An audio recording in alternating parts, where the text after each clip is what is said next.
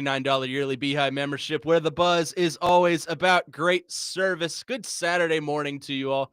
It's a very important day in the culture of sports. America's game is today. Army versus Navy. Go Navy, beat Army. Yeah, I'm on the same boat with you. I just always, I'm a Navy brat. My grandfather was in the Navy in the Vietnam War, so that's where my heart lies. Plus, I think their uniforms are cooler. Go Navy, beat Army. But I respect both, and this is the game I watch the introduction to and then turn off. The one thing we all share in this is the red, white, and blue, the stars and stripes. God bless this freaking country. That's all I got to say. Greatest country on earth. Yes, it is. Connor Newton, Nick Frazier, Christian Skeleton. I almost said my name twice. Christian Skeleton here with you. How are you, Frazier? I feel like it's been a while, but it also hasn't. Like, it's been a week, but I feel like now that I'm out of school, so much happens in a week. I don't remember things anymore. Yeah, I feel like this week in general was very long in some aspects. I mean, the Preds played 2 games this week. Yeah. I ended up going to that 8:30 game. A friend of mine gave me his tickets. I was here. Holy cow. I left with like 5.5 minutes left when they were up 3-2. I was like, oh, this game's over. They'll take care of business, right? Goes to overtime, then a shootout. And it's funny. And again, I was just listening to it on the radio the night of. And as they were going to, I think, overtime, it went to like a automation of like, this is a weekly test. And I was like, I missed the goal. I missed Colorado's goal. That was kind of funny. But then it came right back to the broadcast, and I heard Pete say, we're going to overtime. And I was like, oh, okay. Yeah, it can't be worse than what happened in the game after. Oh. Apparently, I wasn't here. Christian was. He can probably tell you.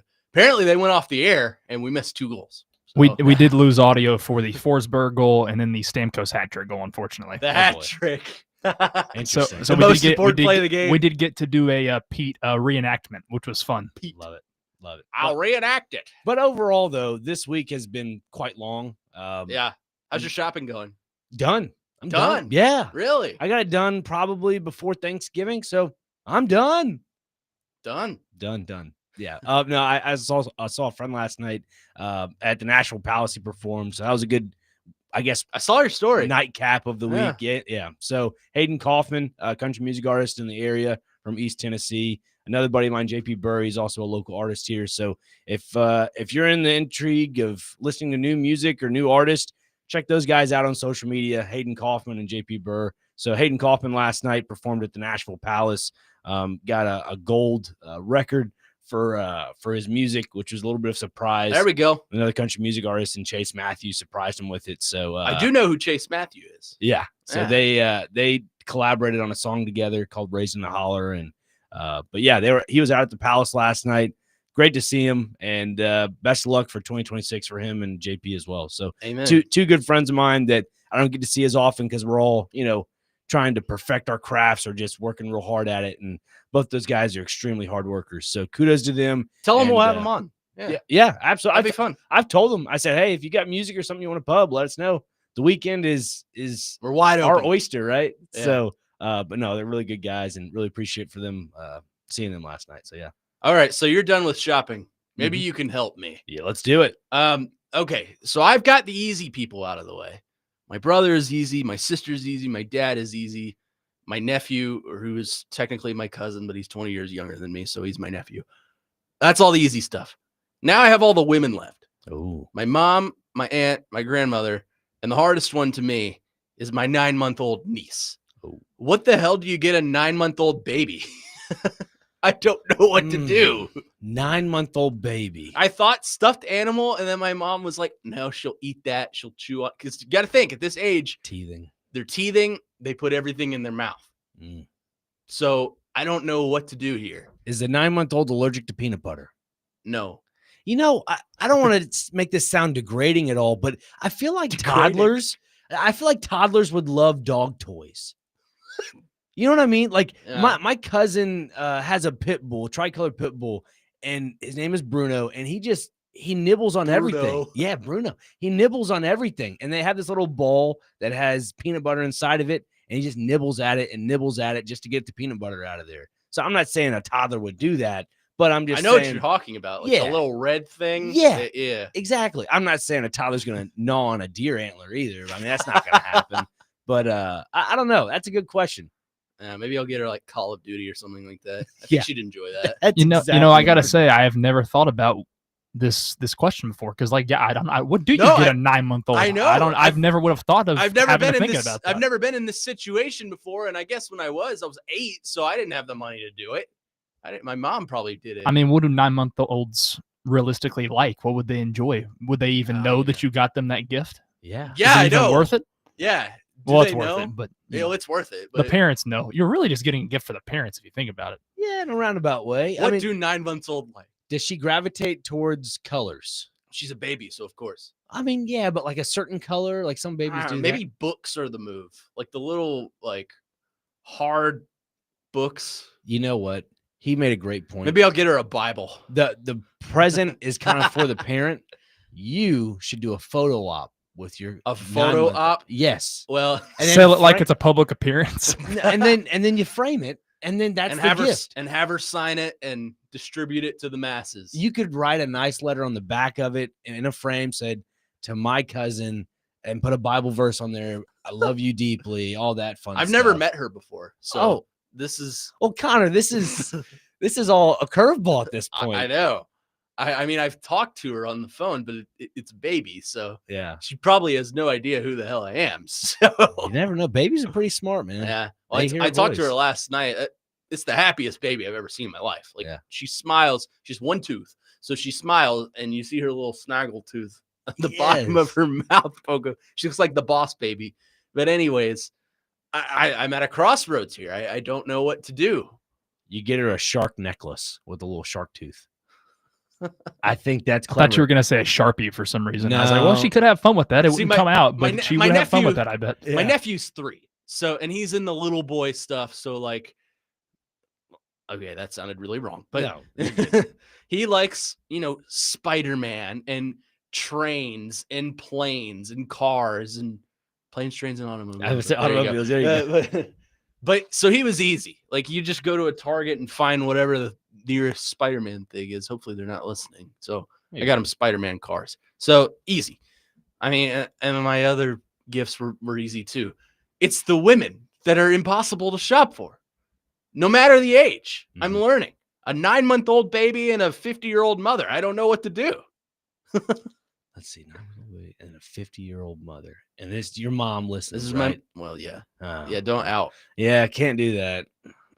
They're probably out shopping right now. I'll tell you some stuff during the break. I think I have some good ideas. Okay. For. I haven't got everything for my mom yet, but the main gift will be very easy because she's a huge Chiefs fan. So we're just gonna go to the Chiefs Titans game, which is funny because we didn't think that those tickets would be affordable as they're probably gonna be now, but In they the- probably will be. In the battle of mediocrity.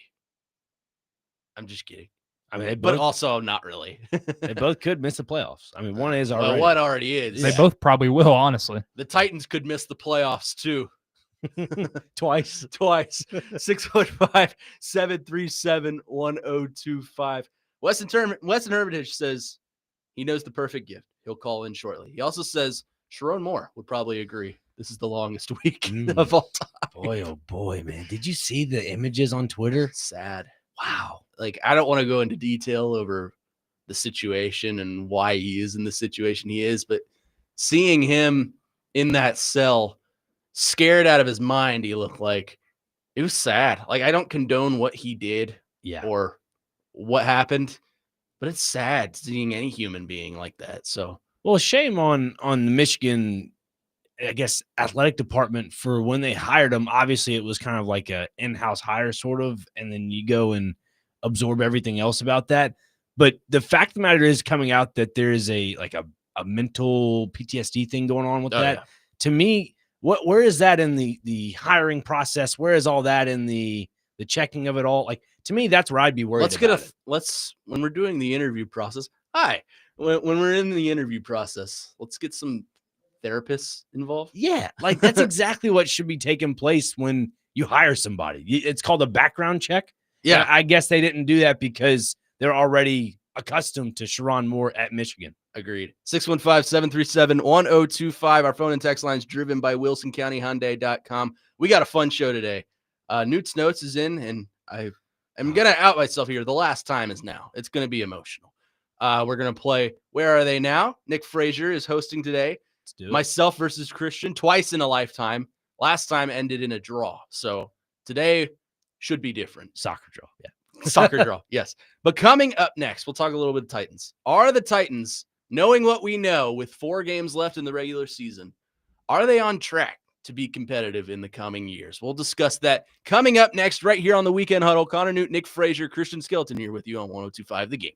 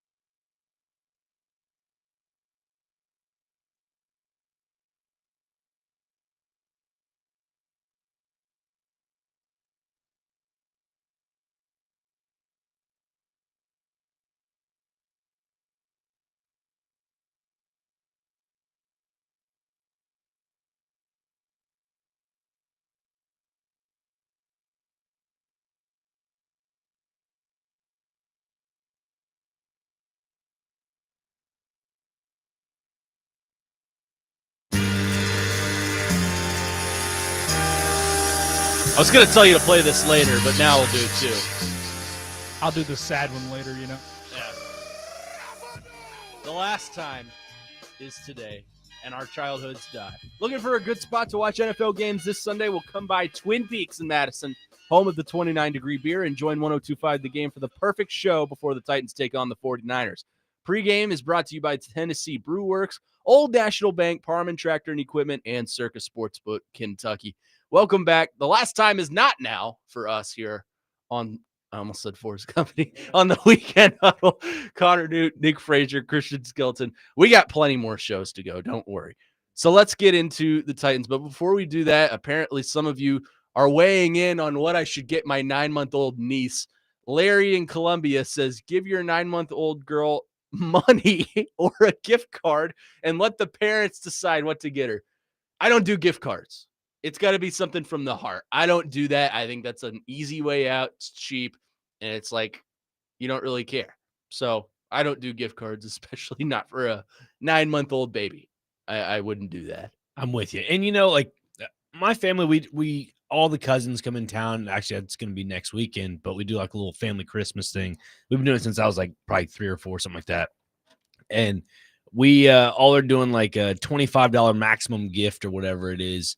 And it reminds me of that scene out of The Office where Michael goes in and he buys the iPod and everybody wants the iPod. Oh, yeah. Like I'm that guy. I don't like the $25 limit. And obviously I did buy a $25 gift for the occasion, but like when you have Secret Santa, you actually have to pick somebody, whatever, or you get a gift, whatever, or you get the person's name in a raffle or whatever it is.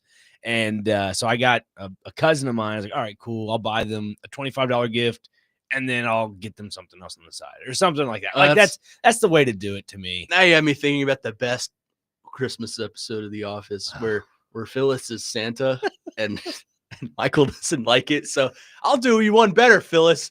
I am Jesus. And then when Michael dresses up as Santa and Kevin sits on his lap and he's like, oh my God. Yeah, that's exactly how I picture that. Stanley, you're going to HELL double hockey sticks. Let's go to our phone line driven by WilsonCountyHyundai.com. I was expecting this call. Wes in Hermitage has called in to give me a little bit of advice. Wes, what's going on? What's up, guys? The Weekend Huddle, man. It's my favorite thing to do on Saturday mornings. I literally sit there and listen to that guy tell me his phone number about calling for betting odds for an hour until y'all come on. Which, by the way, don't call that number. Just don't. I've been considering doing it just to hear what's on the other side, but I feel like I'm going to lose credit scores. It is a little lady sitting at a desk that talks very, very softly, and you can barely understand her, so I just keep hanging up on her. But yeah, man, y'all might get a double dose of me today because I might have to call in with a sports take. I'll try not to, but look, man, your Christmas present. This is a win-win for you because typically the colors that this thing comes in is white and blue. Go figure, Kentucky. So check this out. They're at that stage where they're teething. They're putting everything in their mouth. I've been through this a couple times. They make these little mesh nets that you put frozen fruit inside of, like a little frozen strawberry, frozen pineapple, whatever. And then you just put the fruit in the mesh net and they chew on it and they teeth on it and it helps their teething, but it also gives them some fruit. And like I said, it's blue and white, man. So like, what better way to go about it? As long as it's not blue and gold or Michigan colors, I think you'll be all right. Kentucky colors. Yeah. Well, I'm trying to convert them. And thank you for your call, Wes. They live just outside of Spokane, Washington. So they're Zags. So I'm trying to convert them early, especially my nephew, because he hasn't really gotten into the sports yet. He likes the Cowboys, which is already an issue. Bless his heart. Keep him away from Chase. Anyways, I'm trying to convert them to at least one positive thing. So that would be the answer. 4704 says, how about an autographed 8x10 photo of Big Joe for the Christmas present? I mean, we can arrange that. I know exactly how to get it. All I got to do is make a phone call. Joe, can I please have an 8x10 picture of you signed for my 9-month-old? He would do it. That might be the best idea yet, to be honest. Yeah, I'll frame it. You can stare at it while you go to sleep. It could be Nashville's media darling. Yeah, he could be looked at as, how some, again, it's kind of sacrilegious in a roundabout way, but, you look at, I'm just saying, like, you have some saints you pray to. I mean, you just pray to Joe Dubin every night. Pray for the intercession of Saint Joe Dubin. Yeah, you just pray for a good show for Joe Dubin the next day. Yeah, well, I pray for that every day. Yeah. All right, let's talk about actual sports now. The Titans are in action on Sunday against the 49ers. I think we all know how this one's going to go, so I don't want to spend too much time on the actual game. I want to spend some time on the outlook of the team, how things are trending. Do we feel, knowing what we know about the Titans, the ownership, what they're trying to pursue this offseason and having that much salary cap, obviously you got to hire a new coach, but you do have one constant, at least you think you do. You have your franchise quarterback. Do we feel that the Titans are on track to be competitive in the near future? Yes, I say that with a little bit of hesitation. Just looking at, previous years, the Titans, I'd say since, let's go to 24 all the way to 2016, they've had 3,000 plus yards passing. And to make it even more specific, they've had over 3,200 yards passing every single year. I get there's a couple games left for Cam Ward, but he's currently at 2,468. Like, to me, that's a little concerning. It's under the benchmark. I think by this time you'd be around like 27, wouldn't you say? I mean, sure, it's a 300-yard game, give or take, that you're kind of missing. But that, to me, is a little concerning for that. You look at receiving yards, like right now the Titans don't have a 1,000-yard receiver, and it doesn't look like they will because Chigakonkwo is, according to ESPN, is the leading receiver at 426 yards. So looking at that, that's another concerning factor because you don't have a definitive 1,000-yard receiver on this team. Mm-hmm. And as for rushing, like you run the ball with Tajay Spears and Tony Pollard. We get Tony Pollard's at roughly 700, a little over 700, around 750, 743. Yeah. That is promising to know that the run game is still strong, even though this team struggled with identity purposes at the beginning of the year, to know that they've tried to pass first, then run. If they can get back to the run first pass, then I think you'll see a little bit more consistency there. But no, this team needs to start looking at other options at the running back position. And maybe, I guess, these young wide receivers in Chim Dike, Alec Manor, especially Alec Manor, because if you can somehow get Ridley off the books and kind of look forward, that opens up a lot of future aspirations for this team offensively. I would agree. I don't think this team is just one season away from being, AFC contenders. There's a long way to go. But I think you have parts of a whole that are finally starting to show a little bit of light. Cam Ward, I think, is the franchise quarterback, despite some pushback from a lot of people who say, oh, well, they need to take Fernando Mendoza as high as they can. Or I'll do you one even better. They need to take Diego Pavia. Oh, boy. Which Jake and I talked about this yesterday. Your backup quarterback cannot be a distraction. Diego Pavia has distraction written all over him, I'm sorry to say. But I think there are parts of this team that you can build around to make it competitive. A lot of your major holes are going to need to be filled and filled the right way, which is in the draft. You need a number one receiver, which you can only find in the draft, I feel. You need an edge rusher, a star edge rusher, which you can't go out and just pay for. You got to find that in the draft. You need to polish up your offensive line, I feel. You need a star corner, which guess where you find that? The draft. You tried to sign a star corner in free agency. How'd that go? What's he doing this season? What is number 37 doing for the Titans this season, aside from sitting on the sideline? You need to get all of these pieces to grow, the pieces that you already have, and then you got to go find the new ones, and then you got to get them to come together and cooperate and be a competitive team. There's a long way to go with this team. I understand that. But for the sake of positivity and for the sake of the argument, I think the Titans can be competitive. It's just going to take a lot for them to get there at this point. Look, if I don't know what you look at for a time frame. For me, I say at the quickest, this team could be back on their feet in 2 years. I really do. Look, you mentioned, I can see that. You mentioned the draft, building through the draft. The Titans right now, if they play their chess pieces right and they line them up correctly, this team could be firing on all cylinders within the next 2 seasons. I personally believe that. Because the NFL is designed to where bad teams can become good relatively quickly. Yeah, I mean, and also, too, look at the money that the Titans have going. Yeah, that too. $120+ million. I mean, look, that's the one issue I have with the Titans is they've always splashed on a veteran player that has already gone through its prime. You know what I mean? Like, sure, they've, spent some money here and there on a few guys that it may have helped, I guess, cycle through the next window, but they've never had a generational talent that comes in and helps out this team through free agency. Like, correct me if It's I'm wrong. impossible. Yeah. I mean, it like more often than not, Not impossible. It's improbable. Right. That's going to happen. The percentages are low for that to happen. Let's put it that way. Sure, the Titans have probably had some free agents in the past that have helped them out and a run in some aspects, but you just don't see that often in the NFL. Well, if you're a generational talent, first off, they're probably going to try and extend you. Yep. If not, there's this thing called the franchise tag, which delays the extension and keeps them on your roster for another year. So generational talents per se, I think that term generational is thrown out rather loosely, but for the sake of the conversation, we'll use that term.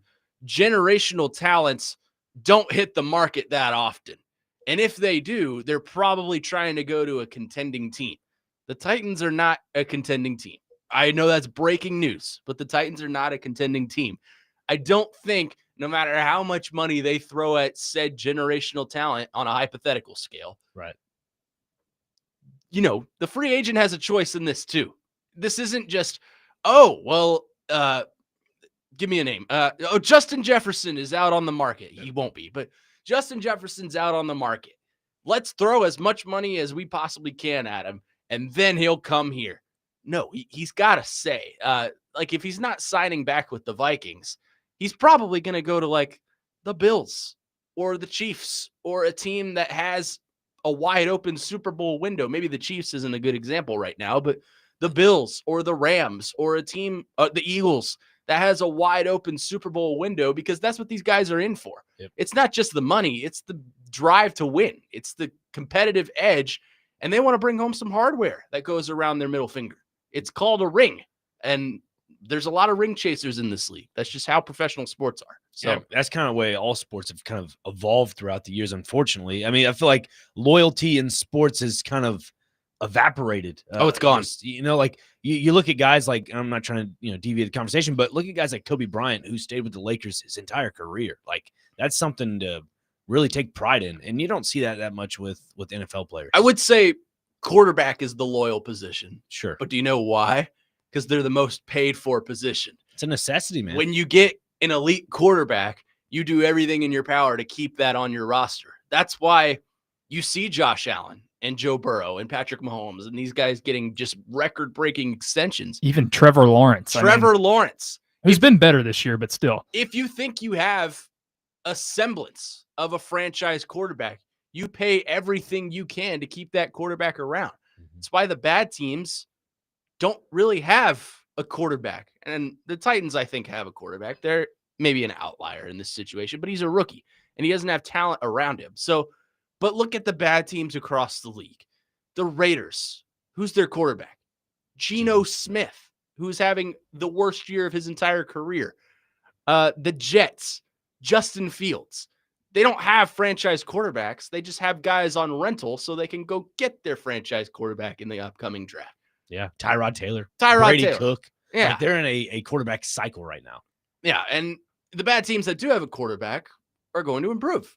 That's just how it is. 615-737-1025. We'll get to your phones and texts on the other side. Hang with me, Billy. I'll get right to you. We'll continue this conversation coming up next.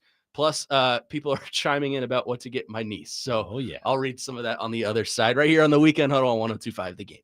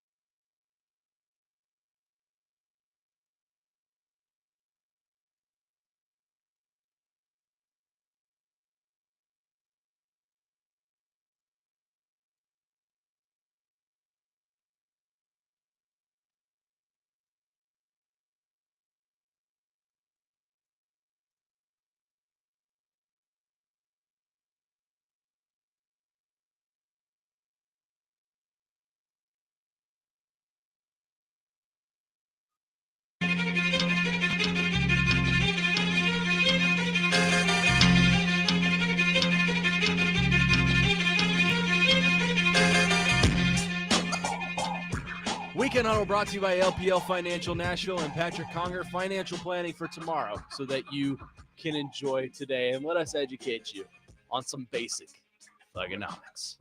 Word life. Word life. Underrated song. I mean, heavily underrated gimmick, in my opinion. We are discussing the Titans and can they be competitive. Before that, Chloe Hogan, apparently, on our YouTube chat says, Newt, don't get her anything, brother. So this is in reference to my 9-month-old niece.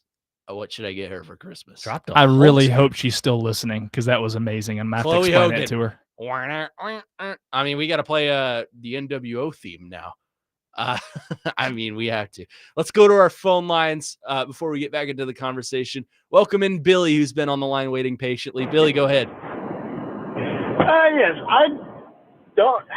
Not that Cam's not or can't be a great quarterback, but it's at this point, it ain't gonna matter who Tennessee puts in at quarterback if you don't build everything else you need around him. They still need an offensive line. They still need the receivers. And if you're not gonna spend the money there, it don't matter who you put back there. It's not gonna do them any good. So to say that Cam's their franchise quarterback, I still can't see that yet because they haven't given him what he needs to build and improve. Thank you for the call, Billy. I appreciate it. I understand that to a certain degree, but you build around your franchise quarterback. And I think from the front office perspective, from Amy Adams to Chad Brinker to Mike Borgonzi to whoever the new coach is, they're going to come into this job with the assessment that Cam Ward is your franchise quarterback. And I understand that you're thinking, well, we haven't seen the best of him yet. He's a rookie. You're not going to see the best of a rookie. The last 2 rookies that have done that are, struggling mightily throughout the rest of their careers so far. Jaden Daniels has been hurt all year. CJ Stroud has regressed since his first year, it feels like. And those, first of all, are already extremes. No rookie comes in like those 2 do and just lights it up the way that they did. It's an extreme. So I throw that out of the conversation. But as far as who is the franchise quarterback and is Cam Ward the franchise quarterback, he's the number 1 overall pick.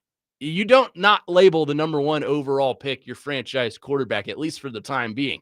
Now, that can be taken away if he continues to just regress, which I don't think he will. You got to put pieces around him. But when you take a quarterback at number 1 overall, you are saying, yeah, this is our franchise guy for the next probably 3 to 5 years. And when he proves us right, then we can pay him. Then we can start saying, yeah, we're going to give him franchise quarterback money.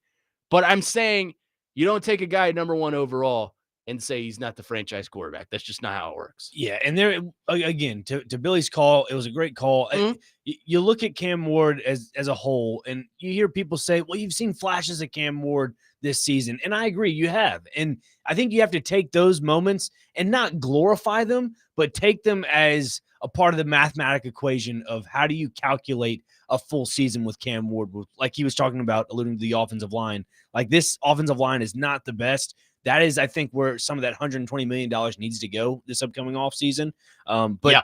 Also, too, to Cam Ward, I feel like a lot of people, when they say, oh, I can't say Cam Ward's the franchise guy, I think a lot of people get frustration and I'd say frustration and regression mixed up a little bit. Yes. Because sure, They use it interchangeably. yes, people see regression as in losses. That's not regression, folks. If you actually sit down and watch Cam Ward play, there are some things that he is not excelling in. There's some things that he is excelling in. And I'm sure the offseason and weeks that, go by through practice, he improves on some of those things. So you have to look at that and really fine comb everything. And again, it's like studying for a history test. You're looking through every single detail, every little minute nook and cranny on the test. Because that history professor is just going to screw you out of it.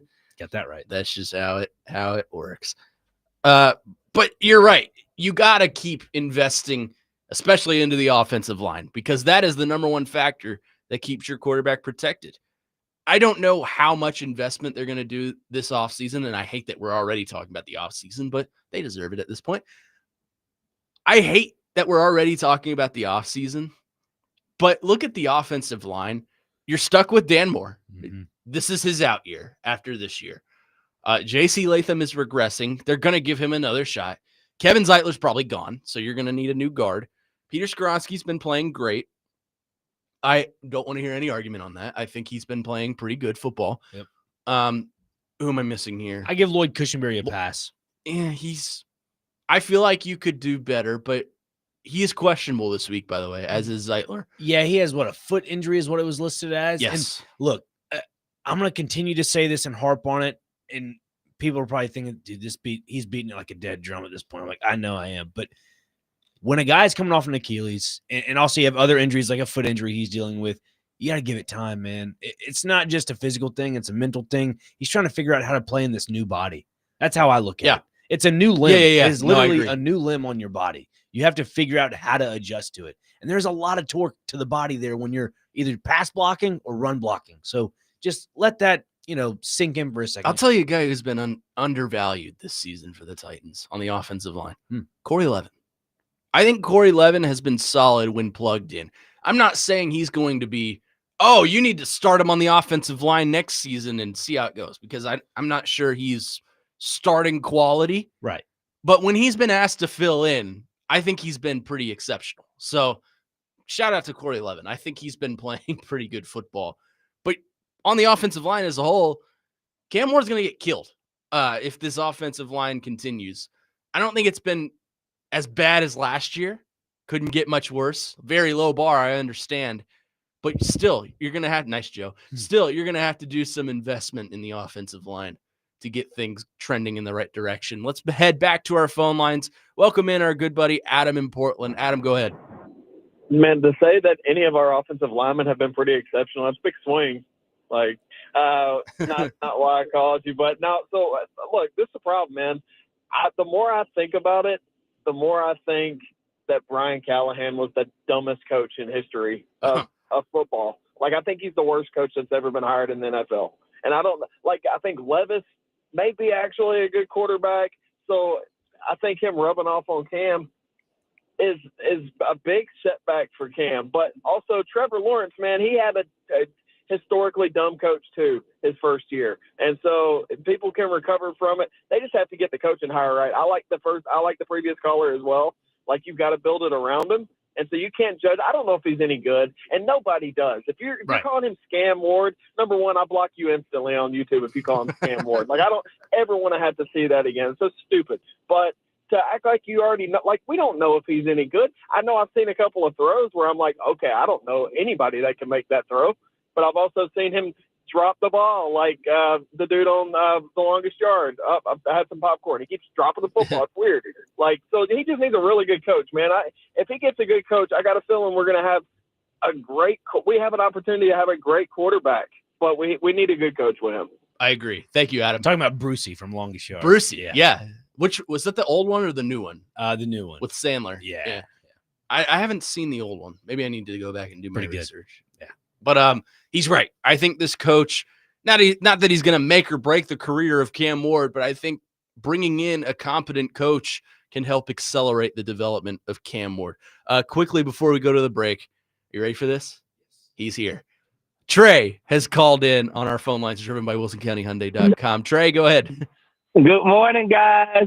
Good morning. Hey, I wanted to say that, as far as the Titans investing around Cam Ward, they haven't said anything. I know we've talked about it, as far as, a collaborative effort for us, but they haven't even talked about it. Like, what are they going to do in the offseason to make the team better? And it's just like, we're just basically running around in circles trying to figure out what they're going to do. Okay. And then Cam Ward, okay, is it a glitch that he was able to hit Edelmeyer in the corner of the end zone? Was that a glitch? It's like, okay, is it reality that he's going to get better or progressing in the right, trajectory or what? We don't know. I was going to call him a bust, but, I will give him a chance. But, we got to see something. I want to see him run more. for first downs. I want them to do something more than run the ball on second and goal or third and goal. I want to see them punch that ball in and get that ball in there. And, maybe, he might not be the right fit for us, but I hope he is. And y'all have a good day. Thank you. Love y'all. Happy Saturday. Thank you, Trey. They haven't said what they're going to do in the offseason for Cam Ward because there's currently still a season going on. And they shouldn't. They because shouldn't. Then that's getting rid of their poker hand. There's no need for that. You play your cards the right way and you don't show everyone what you're holding. That's how cards works, and that's how free agency works. And in the middle of the season, they're not going to come out and outwardly say, oh, yeah, we're going to go sign a new left tackle because our current one sucks. They're not going to do that. We're in the middle of the season. Right. Now, that's a conversation we can have maybe in April or May after the draft or before the draft when free agency opens. But as of right now, on December 13th, in the middle of the NFL season, they're not going to outwardly say what they're going to do to ensure they're going to be competitive next year. There's still a season going on this year. 615-737-1025 is the phone number if you have thoughts. Can the Titans be competitive? And if so, what's the time frame? How long do you think it will be before they are competitive? But coming up next, we say goodbye to a legend. It's an emotional day for us here at the studio. And we will say goodbye to said legend. Coming up next, tonight, Vanderbilt men's basketball takes on Central Arkansas at Memorial Gym with a 5:30 p.m. tip-off, and the pregame show starts at 5 p.m. on 94.9 The Fan. We'll do that coming up next right here on the Weekend Huddle. Connor Newton, Nick Frazier, Christian Skelton here on 102.5 The Game.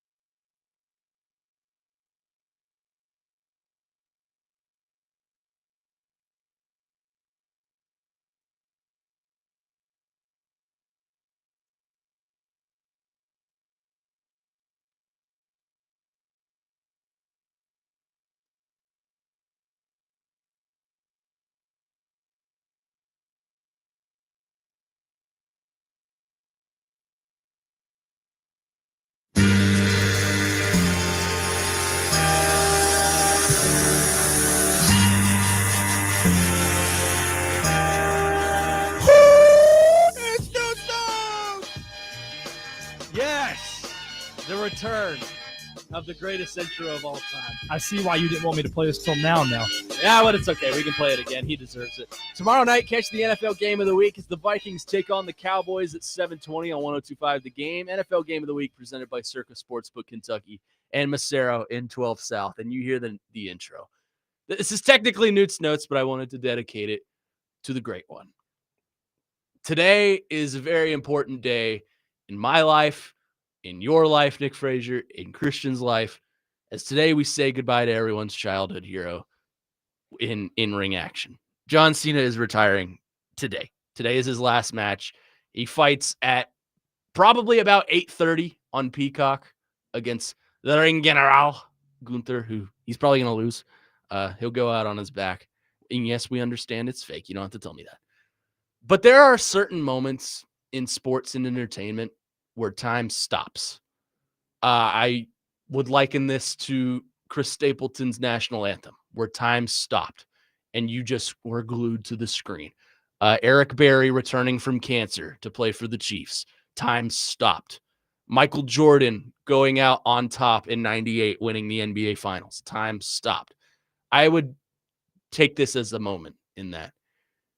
John Cena has impacted so many lives on television, off television, with Make-A-Wish and all the good things he's done for the community, that it's hard for me to say goodbye. I've grown up with him. He's always been a favorite in my house, except for my dad, who's a hater. But he has always been a favorite, and it's going to be hard for me to say goodbye. But, I mean, it's hard for me to get through this segment, to be honest with you, because I have so much I want to say, and I just don't know what to say.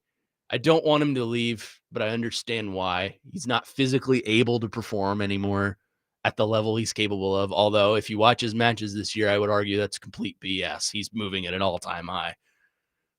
But it's going to be an emotional night to watch. It's going to be a good match. It's going to be an even better speech at the end, win or lose. And overall, I'm going to end up crying at the end of the night because it's going to be a hard goodbye. Wrestling as I know it, as you know it, as he knows it, is never going to be the same. There's never going to be a John Cena again. It was an interview the other day. He said Brock Lesnar is a once-in-a-genre performer. John Cena is a once-in-a-genre performer. There will never be a character as impactful or as talented or as just has the whole world in the palm of his hands in the sport of professional wrestling as John Cena. You talk to any kid under the age of 25 and ask them who their childhood hero is, I guarantee you most of them say John Cena because of what he was able to do on the television, because of the lives he impacted. So I say all this to say, watch the match tonight. Get yourself closure. And it's going to be hard for me to do that, but get yourself the closure. Watch the greatest of all time do it. And then we say goodbye to someone who has impacted a lot of our lives, whether he knows it or not. I take a lot of advice from John Cena. Never give up is words that run through my head all the time. Hustle, loyalty, respect are words that run through my head all the time because I want to be like John Cena. I want to be as good of a person as he is. But I'm lost for words.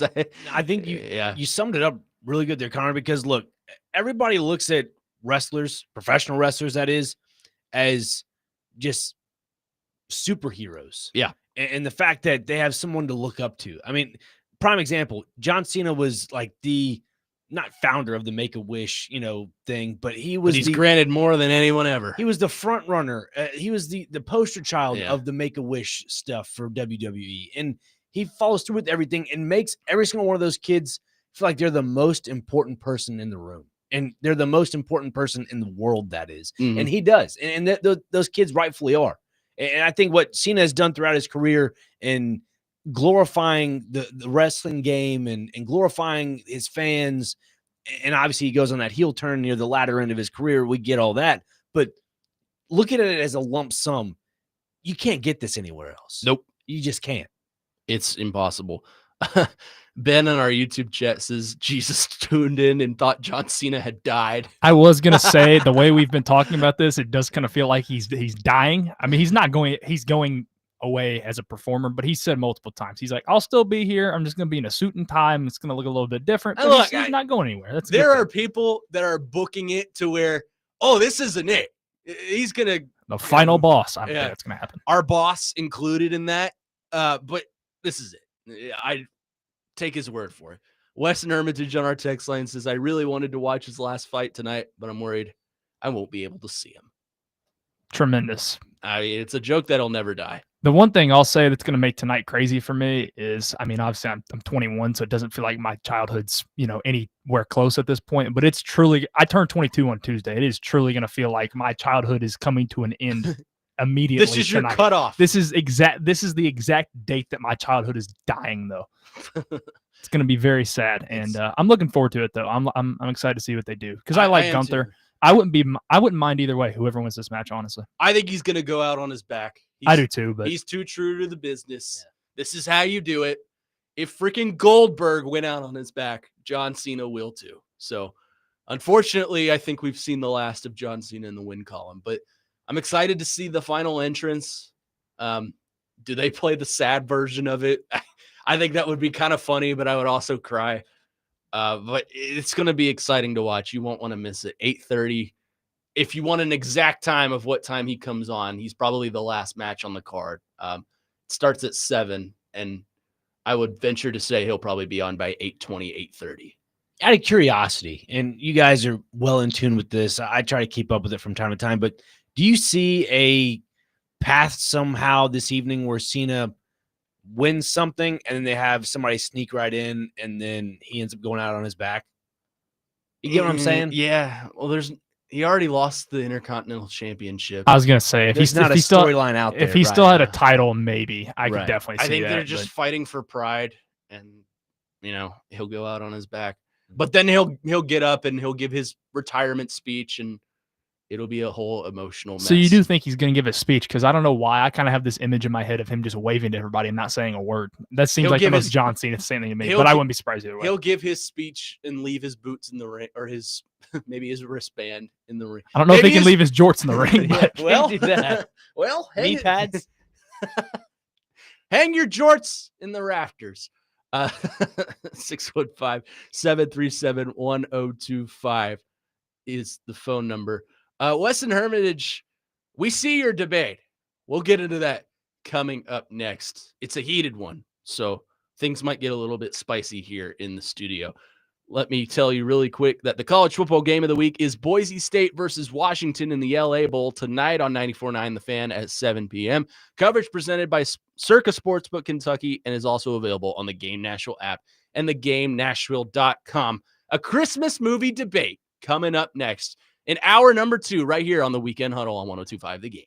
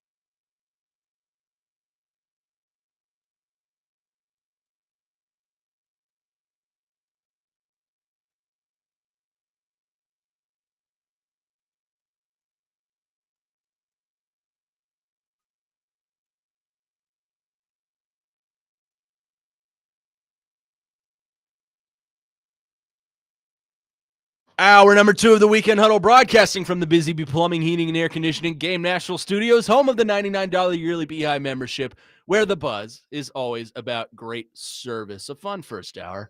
Talked a little Titans, talked a little Cena, talked a little what should I get my 9-month-old niece. You guys have been very helpful with that. But Weston Hermitage brings up a debate. And normally we do the weekend poll here, and full disclosure, I forgot to post it. So we had to pivot a little bit. But Weston Hermitage has helped us out on our text line driven by WilsonCountyHyundai.com. He says, guys, I'm so sorry, but I have a serious non-sports debate. Serious debate. Frazier, your opinion carries a lot of weight here. Is the movie Jingle All the Way an outstanding must-watch throwback Christmas movie, or does it just suck? Your thoughts? I have a little bit of a rule, but the rule is skewed. If it's on a free streaming service, it wasn't that great of a movie. What streaming service is it on? We're talking Fubo? about Pluto, Tubi. Pluto? Yeah. And look, to me, like, if it's on one of those, it wasn't the best. No, don't get me wrong. I've seen it. It's a good movie. It's 90 minutes of just pure enjoyment and just smiling ear to ear. I get all that. But Arnold, I can't take him serious in a movie. So for me, it's a no. I think it's a movie that's so bad that it's good, if that makes sense. Like, it's one of those movies that, like, this is horrible, but I enjoy every minute of it. Yeah. Arnold was awful in that movie. Like, he plays a dad that is going after the Turbo Man action figure or whatever it's called. And it's like a whole journey of just meeting random, like Rita Wilson is in it. Yep. Sinbad is in it for some reason. Big Show is in it. So we're saying Paul Wright during the break. White, yeah. There's a lot of random people in this movie that I guess just are in it for the paycheck. It's not a good movie. Jim Belushi's in it. It's not a good movie, but it's a good movie. It's horrible story, horrible writing, horrible acting. Yeah. And it feels like such a cash grab. It reminds me when I was in high school, my senior English teacher, Mr. Kent, great teacher, by the way. It's on Disney Plus, by the way, bro. Is it really? According to Wes. Oh, interesting. Well, that's not free though. Well, just saying. But no, it brings me back to English class in high school because Mr. Kent played a movie for us called Plan 9 from Outer Space, and it had like probably the cheapest financials to the movie where they were using like cardboard for tombstones, and it was probably the worst black and white movie I've ever watched. But I believe Bela Lugosi was in it.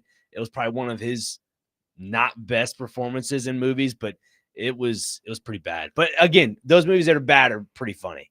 You can understand this going to Catholic school. In Catholic school at Christmas time, we didn't get the traditional Christmas movies. We got the nativity ones. Yeah. We got the birth of our Savior, which I appreciate. It made me a good man. But we didn't get that. So you had to watch this on your own. Adam Vingen has weighed in. Yeah. He says, it's an excellent film. I still watch it every holiday season. Outstanding cast. Arnold, Rita Wilson, Phil Hartman, in parentheses especially, and Sinbad. It is so bad, it's good. It's almost like I try to compare it to another Christmas movie. People don't like Christmas with the Cranks. I love Christmas with the Cranks. Phenomenal movie. It's great. And I think that kind of compares to this a little bit. I'm not saying the quality is the exact same, but the conversation could be had of like they're on the same level in a roundabout. There's only one in the power rankings of Christmas movies that's on top. The best of all time? Yes. Yours? Christmas Vacation. Yeah. Spot on. It's number one. I would throw, Elf is up there, but Elf is overplayed. Yeah. The Polar Express sucks. Really? Oh, it's terrible. What? Oh, it's awful. Oh, boy. That might be the It's hottest take you've ever had it's in your scary. entire life. I don't like it. It is kind of creepy. You do have to get to a certain age to where you're not freaked out by it. I'll give you that. That's fair. That's a fair. I had it statement. on yesterday. The best part's the hot chocolate part, and then that's when I turn it off. Bro, oh my gosh. I happened to turn it on one time at the hot chocolate scene. Like it was just on TV, and we popped so hard for it. Me and my friend whose house I was at, we were like, yes, we turned it on the best part. Yeah. Anything but the Hallmark stuff that my mom watches. The Hallmarks, I'll pass. I will definitely pass on those. Yeah. I mean, would you consider Planes, Trains, and Automobiles a Christmas movie? It's Thanksgiving. Yeah. But I could see why people would watch it for Christmas. Here's the debate of all time. Is Die Hard a Christmas movie? I've had this conversation with so many people. I say no. No. People say yes. Which It's is not. crazy. It's not. And I'm sorry. It's just a movie that happens to take place on Christmas. Yeah. It's not a Christmas Kind of movie. like not Red One with The Rock, but I didn't see that. there's another movie with The Rock that it evolves around the Christmas holiday, and it's not really a Christmas movie. I got to figure out what it is. I know it's not Red One, but it's something else. But again, it falls under that category too. Now people are weighing in on the best Christmas movies. 0376 says Home Alone. Home Alone's a classic. Yeah. The first one. The first two. And then the franchise just falls off a cliff. Yep. The second one has the greatest cameo of all time. Yeah. Our- Down the hall to the left. Down the hall to the left. Jack says Trading Places. I don't know what Trading Places is. I don't think I've seen that one before. Let's look that up. You looked that up, actually. Yeah. Michael and Madison, Die Hard is a Christmas movie, and it is one of the best of them all. Look, Die Hard's a great movie. I just wouldn't consider it a Christmas movie, but maybe I'm in the minority. Yeah, Trading Places with Eddie Murphy and Dan Aykroyd as the top two actors. I think I'd watch that. Who else is in there? Jamie Lee Curtis is in there. She's in like every Christmas movie ever. Yeah, I mean, she is in every Christmas movie just about. Kelly Curtis. Corey Curtis is in it? Kelly Curtis. Jim Belushi is also in this one as well. Jim Belushi's in every Christmas movie of all time. Seems like it. But yeah, I'll have to go watch that one. Look, if we're considering Die Hard a Christmas movie, we got to consider like Iron Man 3 a Christmas movie, which also takes place on Christmas. So it's fair. You got to. Where does the Shrek Christmas special fall into this debate? Shrek the Halls, I believe is called. What about Mary Madagascar? I was never a Madagascar guy. That's a thing? That is a thing. I feel It's like pretty great. those fall on the Saturday morning at 8 a.m. on regular television, and then the Madagascar at Sunday around 7:30. That's what I feel about it. That's exactly where it belongs. You know what the most overrated Christmas movie of all time is? And I'm going to get a lot of flack for this. Don't say Christmas Story. Christmas Story. Oh. I don't watch it that much. It sucks. I hate it. It's so boring. Oh, man. You're going to say the Bumpus' dogs? I mean, you don't like none of that? No. It's Red terrible. Ryder BB gun? No, it's terrible. You never wanted a Didn't gun they make a sequel and it was even more bad? Yeah, so yeah, the son actually made his own movie, and it was just kind of obviously we all know number twos are not great. The first movies are the best. Yeah. I don't know. You can't really replicate that. And I think he tried to continue replicating what happened in the first one. It just didn't work out well. Yeah. Well, he's like an adult. Yeah. Yeah, he's a dad. Yeah. Yeah. So I can't believe you said that was the most overrated. It is. one. I purposely avoid TBS on Christmas Eve and Christmas Day because they only play Christmas Story for like 24 hours. So TBS, AMC, TNT, you avoid those channels because they play that on repeat. On Christmas Day, yes. And Christmas Eve. And Christmas, yeah. Some years TNT's just done a straight Star Wars marathon around Christmas. Yeah, and it's awesome. It's awesome. Yeah, most of the time I tune in for a little bit of it. Really? It has nothing to do with Christmas, but it's awesome. Man. All right. Is this in relation to the Christmas conversation? No, this is in relation to John Cena. Oh, okay. Well, I'll have that too. Let's go to our phone lines driven by WilsonCountyHyundai.com. Welcome in Carl to the program. Carl, go ahead. Hey guys, can you hear me okay? Yes, sir. I'm out running this morning, and I heard you talking about John Cena. One of you, or maybe both of you, said the greatest of all time. I've got a debate with that. Okay. Who wants him in the professional locker rooms to give a pep talk? Who wants him on more documentaries than any other wrestler?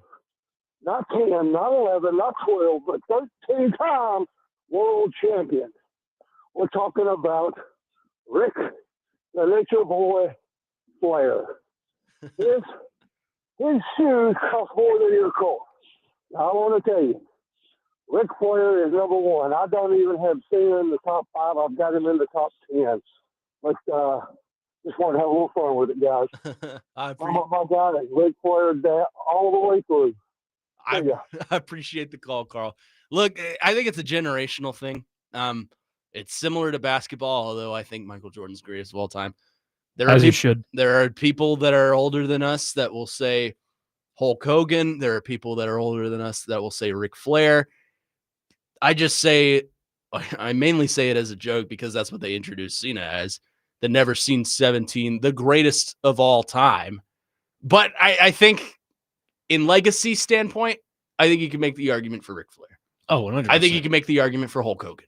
I think you can make the argument for the Macho Man, Bret Hart, Shawn Michaels. You throw Stone Cold, Stone The Rock. Cold. There's Yeah. so many guys you can make an argument for. It's like wrestling is like baseball to me. And I don't think there's a specific GOAT.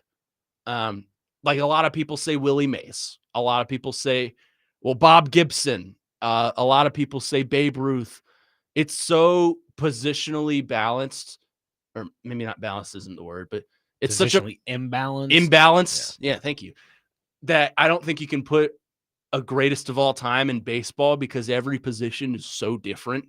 Like, yes, I think Bob Gibson is probably the greatest pitcher of all time. Yes, I think Willie Mays is probably the best center fielder of all time.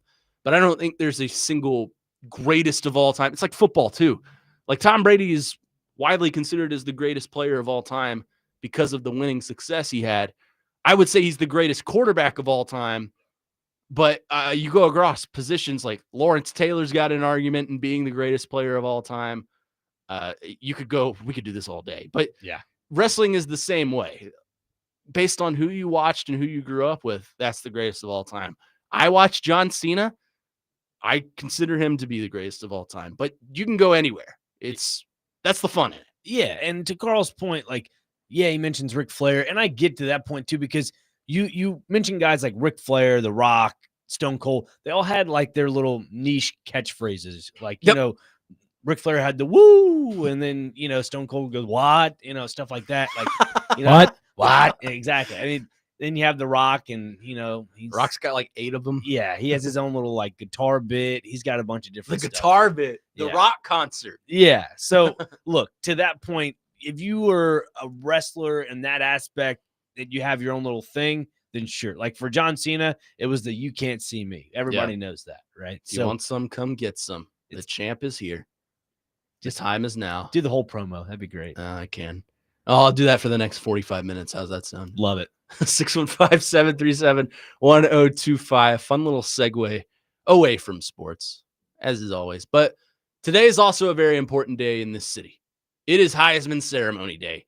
Diego Pavia has a chance to bring home the Heisman Trophy. Does he do it? Does Vanderbilt's greatest season of all time culminate with a Heisman Trophy in Nashville? We'll discuss that coming up next right here on the Weekend Huddle. Connor Newton, Nick Frazier, Christian Skelton here on 102.5 The Game.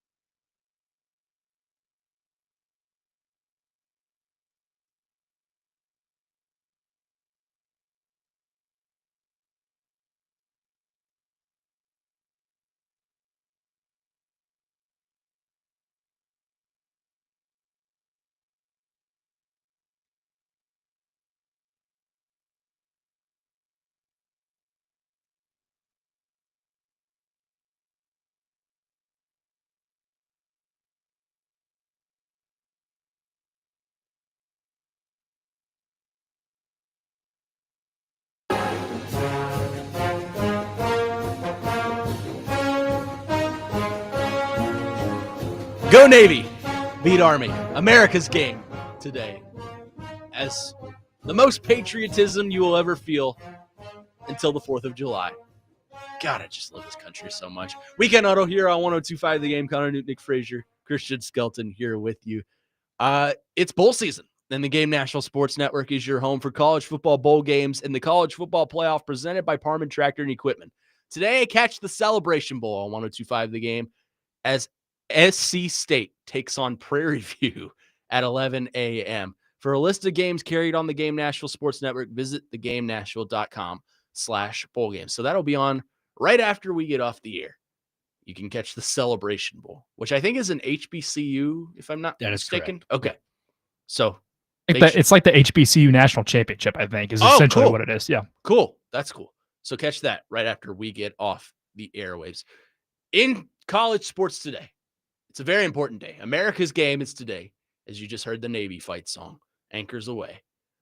It's also Heisman Day. The Heisman ceremony is tonight at the same time as all the things I want to watch.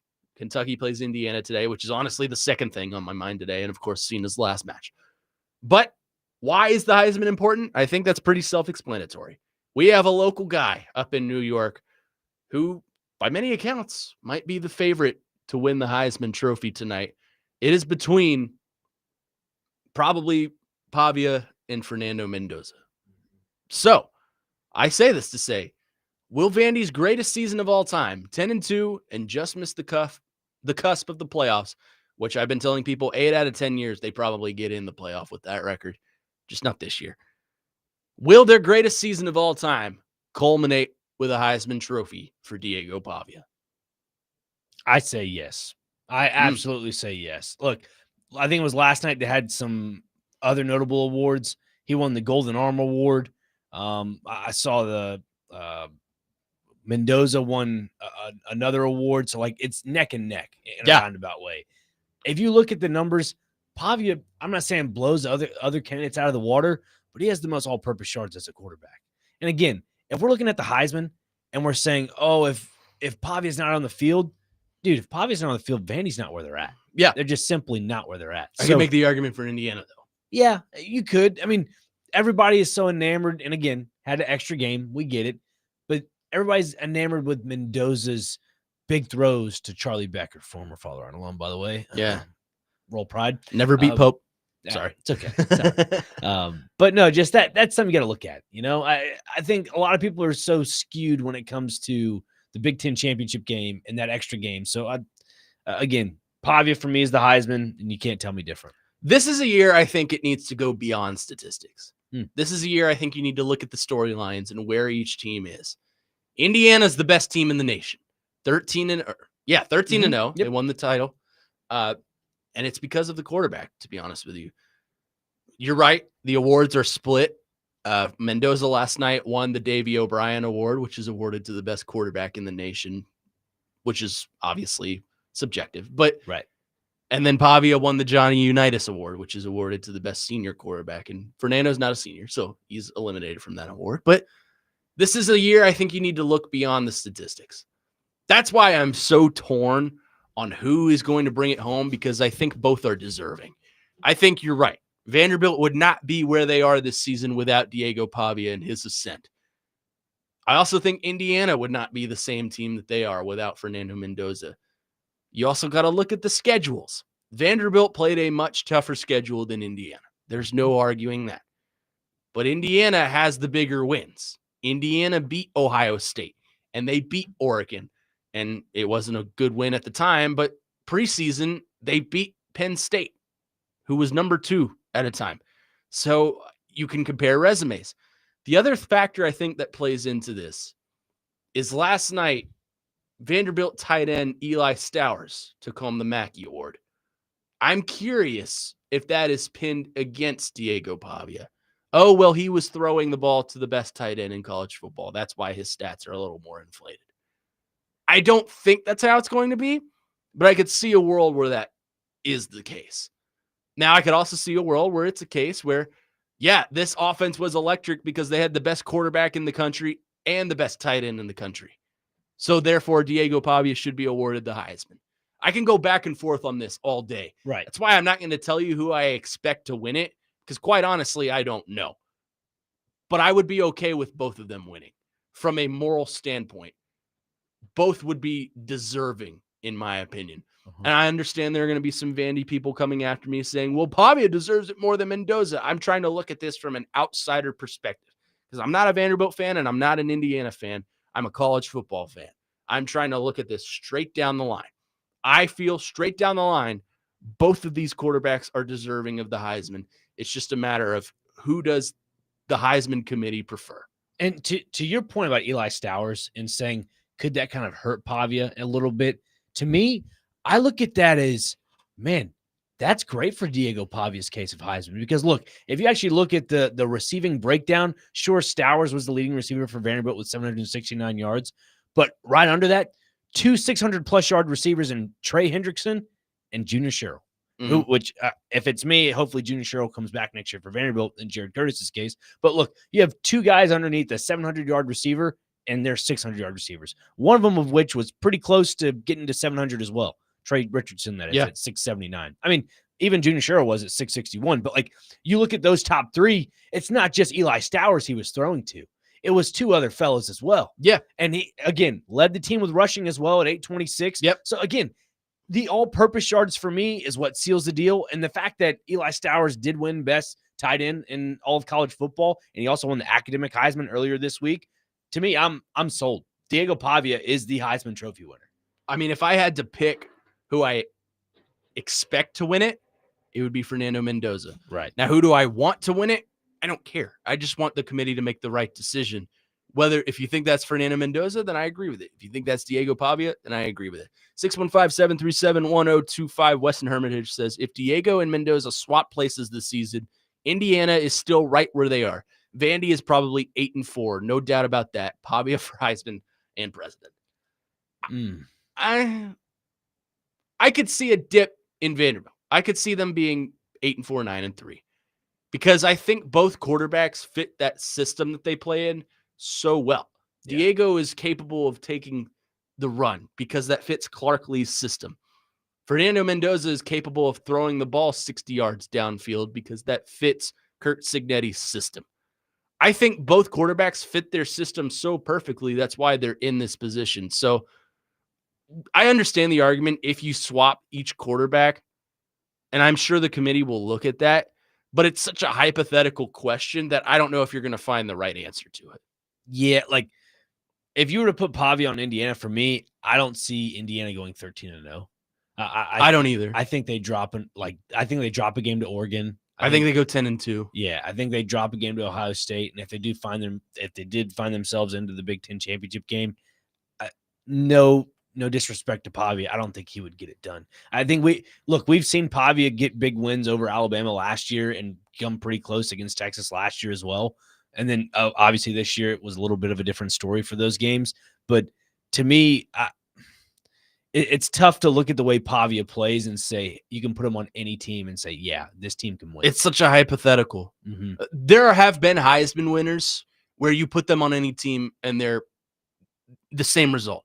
Joe Burrow, I think, is one of those. RG3 at the time was one of those. Oh, man. What a player. RG3. To me, I liken Diego Pavia more to a Johnny Manziel, where Johnny Manziel fit Texas A&M so well. That's why he was winning the Heisman, because of that system, because he was able to run out and do whatever he could with his legs, and then he could throw the ball down the field. He had guys built around him that allowed him to do that. I feel if you swap the two quarterbacks, I don't think Diego would be as effective because he doesn't fit the style of play that Kurt Cignetti likes to run. Fernando Mendoza is a perfect pocket passer. Yeah. Diego Pavia is the opposite. And I'm not dissing his passing game. It's improved a lot this year, actually. But Diego Pavia is more effective with his legs. Fernando Mendoza is more effective with his arms. And I understand the stats tell a lot. Diego's got more all-purpose yards. But I don't know. It's going to be so split. Yeah. Like disregarding the conversation we just had about comparing the two on opposite teams, you make a great point for Pavia's case. Like he uses his legs really well. I think Pavia is a game manager in the sense of the way Vanderbilt plays. Yes, Especially in the positive sense. Correct. Because game manager is often used as a negative term, and I hate it. Right. And for because I want to be a game manager. Don't we all? Right. Yeah. You know, I mean, Pavia, the way he runs the ball, it's assertive. It gets to the first down marker, and they chew the clock. They understand how to win football games. And I'm not saying it's systematic football. Yeah, exactly. I'm not saying Mendoza doesn't know how, but like it's definitely we're moving the football down the field with the ball in the air. I mean, they did have an 800+ yard rusher. So yeah, again, you can't compare apples to apples when it comes to receiving yards because they only had one 800-yard receiver and the rest were like 500 and 600 yarders, and that was it. Whereas you saw a little bit more consistency where the ball was spread evenly with top 3 receivers for Vanderbilt, where you had 700, 600, 600. So that's just something to look at. 615-737-1025 is the phone number if you have thoughts on the Heisman race tonight. Will Diego Pavia bring home the Heisman Trophy to culminate Vanderbilt's season? We'll continue that conversation on the other side. Plus, Vanderbilt had a historic season this year. They went from 6-6 to 10-2. Who is next year's Vanderbilt? We'll discuss that coming up next, right here on the Weekend Huddle. Connor Newton, Nick Frazier, Christian Skelton here with you on 102.5 The Game.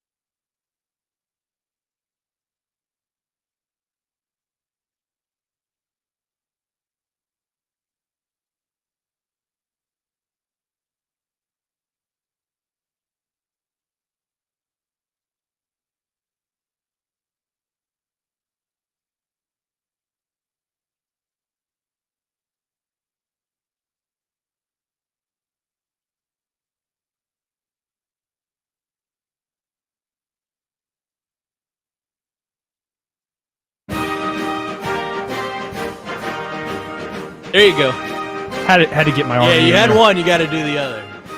This is a college football 26 menu song for those unfamiliar. Go Army! Beat Navy. Weekend Huddle We've now covered both. Weekend Huddle brought to you by LPL Financial Nashville and Patrick Conger. LPL Financial Nashville is your partner for whatever your future holds. Connor Newton, Nick Frazier, Christian Skelton here with you. Celebrating America a little bit as America's game kicks off today. Live from Baltimore, I believe, is the destination today. Believe the president will be in attendance, so hopefully that doesn't sway your opinion one way or the other. It definitely sways mine. I'm all in. But we're discussing Vanderbilt and their odds to bring home a Heisman Trophy with Diego Pavia. And I'll take this a step further. Vanderbilt as a team this year went from 7-6 with a bowl win over Georgia Tech last year to 10-2 bowl win pending. Obviously, they play Iowa in the ReliaQuest Bowl. So, obviously, massive growth for that program. Let's go throughout the SEC. Who do you think is the next Vanderbilt? Maybe not on this scale, but a team that struggled this year and can find themselves in maybe college football playoff contention next year. This is going to sound crazy. Florida. Really? I think John Summerall can turn this team around quickly. I really do. There's something about the transfer portal. There's something about just grabbing guys that he can just turn this around in the snap of a finger. I'm with Florida. This is going to sound even crazier, but you're going to love me for it. Mississippi State. What? I don't think Mississippi State is going to be national contenders. I'll preface with that. But I like what Jeff Lebby is building. I like the hires that they've made. Mm-hmm. I think the portal is going to be nice to them this year. I could see them being an 8-4, 9-3 team next year. I'd be okay with a 9-3. I think most Bulldogs fans would be okay with that. I mean, we're going bowling at 5-7. I think they can build off that, obviously. But yeah, bowl eligible Mississippi State. Love it. There you go. We're an academic school, by the way. That's kind of one of the reasons why we got in to the Mayo Bowl. So we're all smart. We're smart down there in Starkville, Mississippi. I guess it was the academics and the fact that nobody wanted to play in a bowl game. I mean, this year. I read that it was like 7 or 8 schools that just passed it up, and they said, "All right, Jeff, congratulations, you're playing in the Outback Bowl or something like that." What bowl is it? It was the Duke's Mayo Bowl. Duke's Mayo. Yeah. There we go. Would you like to see Mayo get poured on your head coach? Yes. Yes, I see. would. I was saying if Tennessee ended up in that game, I would have cheered for us to lose, so I didn't have to watch that. But that's just Also, me. side note to the mayo thing: have you guys ever dipped Oreo in mayo? I hate mayonnaise, so no. I love both of those two things. I would never put those two things together. So I was watching a broadcast a few years ago. I think it was Mike Golick Jr. He dipped the Oreo in the mayo and said it was like incredible. We've got a new challenge for our good friend. Why am I blanking on his name? Joey Chestnut. Ah, yes. How many Oreos dipped in mayonnaise can you eat in 15 minutes? That's just a lot of lard in the stomach. He did something the other day at like some Players Era festival or something. He had like 150 chicken wings. I don't in 15 minutes. You know, he does all these like eating competitions yearly, like all year round. Like he does an ice cream competition, tacos. And he's still in semi good shape. He's got the system down. American He's the skinniest person you'd ever see. I feel like to do something like that. He's It's an kinda American crazy. hero. I'm sure the laxatives are just through the roof. He's hotel rooms. America's greatest. Did you say laxatives? Yeah, laxatives. I mean, there's no way you can store 20 pounds of food in your stomach. Now you have me thinking about the scene from Dumb and Dumber where Lloyd goes to gives him tea. He goes to his girlfriend's house. Yeah, and he goes to the bathroom. I love it. Flush. He's got to. It's a fan out the bathroom. Yeah. Oh, that's such a good movie. Lloyd Christmas and Harry Dunn. Oh, I'll give my answer on this question real quick, by the way. Sure. I like your answer of Mississippi State. I like his answer better than Florida. I'm not going to lie. I think Florida could be. Mine's Auburn. Yeah, I like Auburn. Another first-year head coach with Alex Golish, but I think the main key there is going to be roster retention because, if you can keep Cam Coleman on campus, I don't know what they're going to do at quarterback. Probably Deuce Knight. Yeah, I was blanking on his name. Deuce Knight looked very nice a couple times this year. So, I mean, they've built the roster. They just kept getting unlucky with officiating, and then their head coach wasn't exactly the brightest bulb in the box either. So, I think now that they have a good head coach, in my opinion, a very guy that's got a very bright future, I think it could be Auburn next year. I don't know if playoff contention, but maybe, right on the doorstep, knocking on the door. I think you can make this case for every SEC team that hired a new coach. except Arkansas. Throw them out. Even the Cats. I mean, Kentucky, maybe. I don't personally I could see them getting a bowl game. It depends on what these teams do in the portal. It depends on what you define as like a huge jump from this past year to 2026 too. Yeah. I mean, Kentucky went 5-7, and it didn't feel like 5-7. It felt like 3-9. Yeah. But Mississippi State went 5-7, and for you, it probably didn't feel like 5-7. It felt like 7-5. Dude, at one point I thought this team could go like 10-2. I was about to say it probably felt like it should have been 9-3. It like if you go back and look at the roster, or not roster, but their schedule, going to overtime with Texas, going to overtime with Tennessee, obviously a close one with Arizona State. They ended up eking out and winning, thank goodness. But I mean, there are a few other games on their schedule. Let's see. Florida game, they should have won. Blake Shapen threw an interception to a defensive lineman on the 35-yard line that should have been a field goal. Like, what are we doing, Jeff Lebby? That was another issue I had. The Missouri game got out of hand a little bit. So did the Ole Miss game. But, I mean, A&M game was nothing. So maybe 8-4 was probably the right number. Which would be a massive jump Yeah. for the 3-9 Bulldogs of 2024. Yeah, you're right. Absolutely right. So, I mean, look, Levy's building gradually. But to my comment about Florida, I think if Tulane ends up beating Ole Miss in the first round of the college football playoff, I think that just leapfrogs John Summerall into just a area of recruitment that he never thought he could be in. Truthfully, look, if you beat an SEC team and you're going to be a coach of an SEC school the following season, I agree. That I think you're poaching players from Ole Miss, you're poaching players from around the nation. You're probably taking some players from Tulane with you too. Exactly, and there is again just a retro. Excuse me. Yeah, it's 2. Everyone take a drink. I think it elevates you as a coach and program if you beat an SEC school in the playoff. By the way, speaking of Ole Miss, have you seen their subtle Lane Kiffin shade they're doing in the playoff game? They are not wearing powder blue. They are striping the vault with navy and red, aren't they? As God intended. As they should. I love it. As God intended. Old school. 615-737-1025. One more segment for us. So last call for your texts and calls. Again, 615-737-1025. When we come back, twice in a lifetime, the rematch of the century, myself versus Christian. And where are they now? Nick Frazier with the hosting roles. We'll do that coming up next, right here on the Weekend Huddle on 102.5 The Game.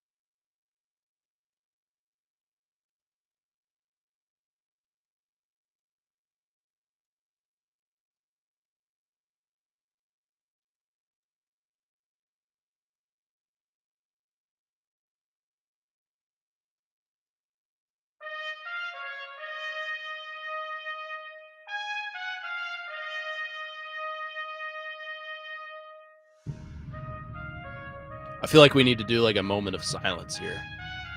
And just You could do a 10-bell salute. ding, ding. All right, no more 10-bell salute. Welcome back in. Weekend Huddle here on 102.5 The Game. As we wrap things up here, actually, let me get to this text really quickly from Ben on our text line driven by WillsCountyHyundai.com. I know it probably won't ever happen, but I had a dream that Vanderbilt and Clemson swapped conferences. Vanderbilt made that phone call because it's just crazy to go 10-2 in the SEC and miss the playoff, plus having best college player and he doesn't win Heisman. They already have academic disadvantages. I don't think you ever have to worry about Vanderbilt leaving the SEC for the ACC and vice versa. I don't think Clemson would ever leave the ACC for the SEC because of the competition levels. Vanderbilt makes too much money to be in the SEC, and Clemson makes too much money to be in the ACC. That said, conference realignment is pretty unpredictable, but I wouldn't envision that ever happening. I mean, that whole Big 12 thing that's unfolding. Yeah, that's true. That's something to look at, by the way. I was reading that during the break, kind of chatting with you about it. I mean, Utah is one of those teams that now holds a majority stake, or Outro, the team, or I guess investment group that is investing in Utah to help their athletic department. Now there's multiple investment groups investing into the Big 12, and now teams in the Big 12 have the option to opt out or opt in. And I mean, that could be good for athletics, but it also it's good for the programs because those investment groups don't have full control in their, I guess, universities, if that makes sense. With that, we play Where Are They Now? And we know the rules. So hit the music. There we go. Nick Frazier hosts. Christian and I go. In the United States, here we go, gentlemen. First on the list, Deuce Vaughn. Deuce Vaughn. Running back out of Kansas State. Where is Deuce right. Vaughn currently? I know where he used to be. I don't know if he's there now. You go, Christian. Yeah, I also know where he used to be, which would have been the Cowboys. Yeah, I don't he's think not he's there anymore. I'm going to guess he's not there anymore. I'll say he's still in the NFL. Let's say he's on the Panthers practice squad. Okay. I'll say NFL as well. I'll go New Orleans Saints. Both get a point. He is still in the NFL, playing for the Denver Broncos. Okay. 11-2 Denver Broncos, by the way. Somehow. The fakest 11-2 if I've ever seen one. We have the wrong conference. Yeah. Sorry, everyone. It's okay. Next on the list, Damon Arnett, former Ohio State Buckeye, former first-round pick in 2020. Where is Damon Arnett? OH. IO. Arnett, I'm going to say he's in the UFL playing for San Antonio Brahmas. I'll go with the UFL as well. We'll go with the Birmingham Stallions. So I'm going to give you guys half a point if you're okay with that. Because in Okay. 2025, he played in the UFL for the Houston Roughnecks, but he's currently on the Houston Texans roster. So it Okay. was kind of a double dip there. A little bit. So, I'm okay with that. So to get the full point, we've had to say the NFL. You could have just said In the city of Houston. Yeah, you could have said in the city of Houston. I mean, So because he's currently in the NFL, Yeah. but in the calendar year he played in the UFL. correct. That's fair. So, That's like, half point. If That's you fair. would have said NFL, I would have gave you the full point. that's fair. because it's the current one. But That's a fair assessment. yeah. New So, York says it's fine. We're good. There we go. Sterator says it's cool. Next on the list in the CFL, Sean Oakman, former Baylor University defensive end, the guy that took Twitter and Instagram by storm with his giant. Did you just tell us what league he's in? No, I didn't. I said former Baylor edge rusher. You said in the CFL. But say I think you Oh, did. I did. But it's didn't I? okay. Hey, it's okay. We can guess for the team. Yeah. you Well, I can. know like a total of 2 CFL teams, so the odds are Oops. against me. I got excited. I did that the first time I hosted this game. So I was like, in the NHL. Gosh, how many CFL teams do I know? There's like what, 12, 13 of them? 14? We'll go with Winnipeg, and I don't remember their name. The Blue Bombers. I almost said the Winnipeg Jets. Adam Vingan's like a pro at naming all these CFL teams. I'll go with Old Faithful, the Toronto Argonauts. Incorrect. Montreal Alouettes. Oh, that was the other one I know. Yeah. That's the other one I know. So it's 1.5 to 1.5. Isn't that We crazy? got a tie It's game. 2.5. That's two. Oh, it's We 2.5. technically got You're right. we got free points. Indeed. All right, we're in the non-North American You portion. ready for this one? Oh boy. Former basketball star in the United States, Shane Larkin. Oh, Shane. Where is Oh my Shane goodness. Larkin? Former Miami. Honestly, might be the most decorated player outside the United States. Yeah. You go ahead. Former Do first I round have pick. to? Am I allowed to defer the choice? I'll just go ahead. Can I trade my pick? Am I allowed to defer my choice to the second pick? I trade back. Man, France, and he's playing for PSG. I don't know. This is my go-to with the European ones. I just name a soccer team. Yeah. Shane Larkin, Boston Celtics legend. I'm going to say he's in Spain for Real Madrid. He is playing in Europe for a Turkish team named the Anadolu Efes. God, I always forget about Turkey. I never forget about the meat turkey. I always forget about the country turkey. I love the meat. Yes. Forget about the country. Quick highlight, 2-time European champion, all Euro League first team, all Euro team, second team, Euro League top scorer in 2020. I mean, it goes on and on. This dude's and a on. demon. He's incredible. This guy's incredible. All right, former NHL center Nathan Walker, drafted 89th overall by the Washington Capitals. Where is Nathan Walker playing currently? I'll say the KHL, which is the default for these hockey overseas. What is it? What's the one KHL team I know? It's in Moscow. I don't know. The Moscow Muskets. I cannot name a single KHL team. So am I allowed to say KHL without even being able? I'll just name a random city. No, this is the part where you just make up a team. I'll say he plays for the Sochi Bears. Sochi? Playing for the Czech Republic? I don't know how to pronounce it. It's like Hokage Sumaperk. Hopefully I said that right. So we were kind of close on the map. Hokage. How close is the Czech Republic to Russia? Is the Czech Republic in the KHL? Great question. What Connor. countries are Regardless, in the KHL? we're going to a tiebreaker. We are. Yes. Next, I have just one more player. Luan Diaz. Where is Luan Diaz playing? Is that a soccer guy? No, it is not. Former baseball player, Major League Baseball player, drafted by the Miami Dolphins, Miami Marlins. My default with the overseas baseball is the KBO. We're going to say he's in the Korean Baseball Organization, and I'm going to say he's playing for the this is the part I always suck at. We'll say he's playing for the Seoul Tigers. Okay. I'm going to say he's playing in Puerto Rico, the shining city of the Caribbean. Balnor. If you know, you know. For the Puerto Rican Chili Peppers. I gotta give him the upper edge here. He did say KBO. He plays for the Samsung Lions. Samsung Lions. So we have the Kia Tigers, which is, I assume, derived from the car brand. Correct. And the Samsung Lions. So see, I forget this about the KBO.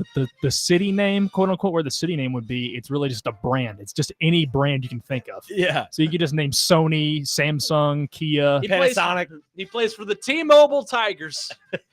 I will say the player path because we have a little time here. Yeah, Player why path not? here is Doesn't mean anything. Yeah, exactly right. It's for fun. Drafted in 1994, second round pick, 36 overall. Played for the Seattle Seahawks, New York Jets, and the Tennessee Titans. What year did you say he was drafted? 94. 94. Went to school. Seahawks wearing the Titans? Seahawks, Jets, and Titans. Went to college at LSU. Ooh. This is where all the older gentlemen on the text line just you bash guys, us. you guys will get this one if I continue saying his coaching career. Oh, it's a coach? Well, player, retired, now coach. Now coach. Okay. Assistant offensive line coach with the Bears in 2016. Arizona State offensive analyst. Indianapolis Colts assistant offensive line coach. Indianapolis Colts tight ends coach. And then I cannot say the last one because it will give it away. Is he an active coach? Not in the NFL or college. Okay. I was about to say, it's not Shane Steichen, is it? I was like, No. it's a lot of Colts jobs there. I feel so dumb. I do too. I have no idea. Last team he's coached for Lipscomb Academy in 2023. I still feel dumb. It's Mr. Hasselbeck. No, that's No? Insworth. Oh, yeah, it is Insworth. You're right. He's not a quarterback. Come on. Beloved in Nashville. I'm going to feel so He's dumb. in the Hall of Fame. See the Hall of Fame. First name starts with a K. Terry Collins? No. Oh, you Kevin- just said he's not a quarterback. Is he looking right at me? Kevin Dyson? No. Kevin Mawai. Center. Okay. Yeah. Joe's gonna kill me. That's when he hears that. It's all right. Well, I thought it'd be a good one. He gets the win. Yeah. So he By will half host. a point. By half a point, which is history right here Indeed. on the program. We love to see it. Fun show today, fellas. It was truly an honor to share the studio space with you once again. I don't know what the future looks like. I know we're going to do a show the day after Christmas on the 26th. We'll obviously be back next Saturday. So stay posted on that. So I guess we'd have the 26th and the 27th. Love it. I think we have a New Year's show as well. Oh, So the first program in 2025. How cool is that? it's going to be great. But as for today, we say farewell. Enjoy America's game. Enjoy the final match of our hero, Johnson Cena. But for now, we say goodbye. For Nick Frazier, for Christian Skeleton, my name is Connor Newt saying so long. We'll see you next week. Stay tuned. The Celebration Bowl coming up next right here on 102.5 The Game. See ya.